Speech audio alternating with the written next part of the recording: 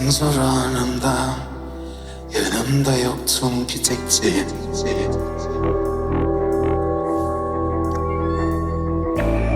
Kendinden başkasını sevmiyor ki kalbi.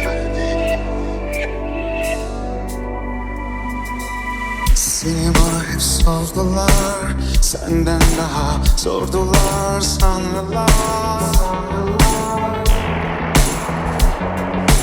Sen gidince yoktular, senden kalan korkular sordular.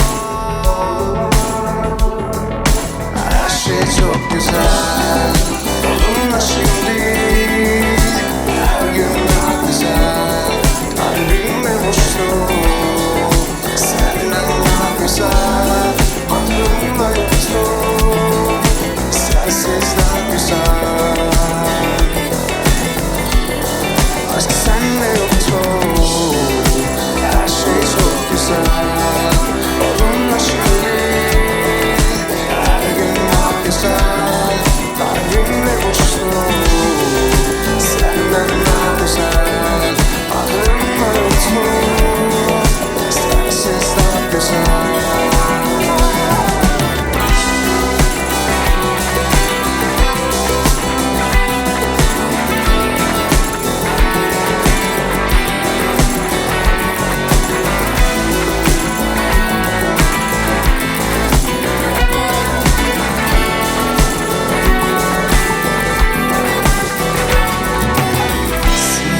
Sordular, senden daha sordular sanırlar.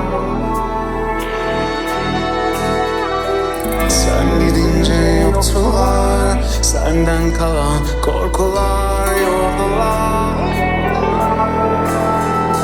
Her şey çok güzel, onunla şimdi. Her gün daha güzel, kalbimde boşluk. Senden daha güzel, aklımda yoktu. Sensiz daha güzel. Aşk sende yoktu. Her şey çok güzel, onunla şimdi. Her gün daha güzel, kalbimde boşluk. Senden daha güzel, aklımda yoktu. Sensiz daha güzel.